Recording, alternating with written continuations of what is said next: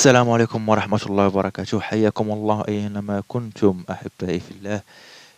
اليوم إن شاء الله بتاريخ 13/6/2025 تم الإعلان عن نتائج البكالوريا. بالمناسبة كنتمناو النجاح لجميع المترشحين، وإن شاء الله يسمعوا شي خبار زوين.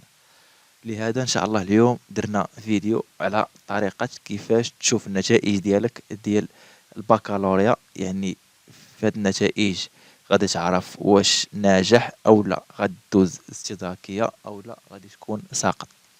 بالنسبة للطرق اللي كاينين فهما 3 طرق زائد طريقة اخرى ديال الناس اللي عندهم الباك ليبر. بالنسبة للطريقة الاولى اللي غادي تكون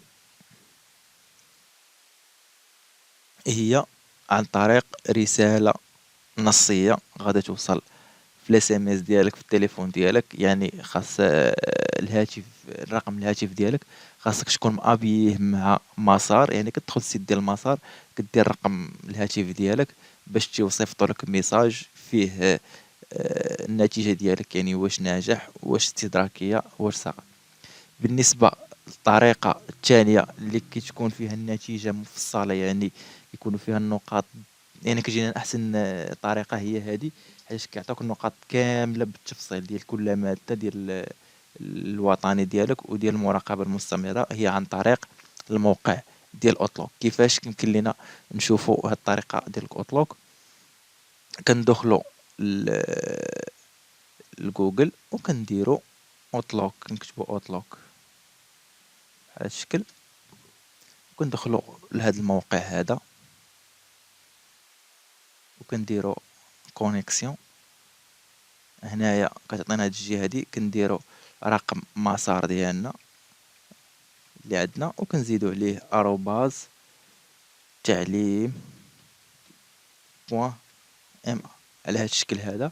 وغادي يطلبوا لنا حتى المود باس. بالنسبه للمود باس هو اللي كنديروه في السيت ديال المسار ديالنا باش كندخلوا ملي كندخلوا للسيت ديالنا كتعطينا الواجهه على هاد الشكل هذا، وكنديروا اوتلوك وكتعطينا اخر ميساج في لابواط ريسبسيون تنوركوا عليها وتتعطينا النقاط ديالنا كامله ديال الوطني وديال المراقبة المستمرة. بالنسبة لطريقة أخرى كاينة هي عن طريق الموقع ديال bac.main.gov. دابا بغينا ندخلو ليه قبيلة، ولكن مع الضغط اللي كاين السيت راه حابس اليوم مع الضغط. يعني حاول تدخلوا ليه مع الوقيته ديال 12 الليل 10 كيكون شوية مرخوف. دابا راه السيت مع الضغط راه واقف. بالنسبه للطريقه ديال هذا السيت راه ساهله بزاف، كتكون الواجهه ديالو على هذا الشكل هذا. ما علينا الا فقط اننا كنديروا رقم مسار ديالنا الفوق وكنديروا بحث وكيعطينا الاسم ديالنا وكتعطينا النقطه ديالنا وكيعطينا الميزه حسن او لا مقبول او لا كنا استدراكيه راه تيكتبوا لنا استدراكيه او لا السقوط راه تيدير لنا الرسوب. هذا بالنسبه للموقع ديال باك بوان ميك بوان غوف بوان ام هو هذا. كما قلت لكم بغينا ندخلوا ليه باش ندخلوا ليه، ولكن راه السيت دابا راه حابس. كاينه دابا طريقه اخرى بالنسبه للناس صحاب الباك حر، الباك ليبر. كيدخلوا السيت ديالهم ديال كونديداتور بوان مين بوان غوف. كتعطينا هاد الواجهه هادي. هذا هو السيت اللي تسجلوا فيه النهار الاول، كيكون عندهم واحد المود باس راه تيبقى عندهم هو به باش كيدخلوا كيديروا تسجيل الدخول، كيديروا مسار ديالهم، كيديروا المود باس ديالهم وتيدخلوا وكيعطيوهم النقطة ديالهم.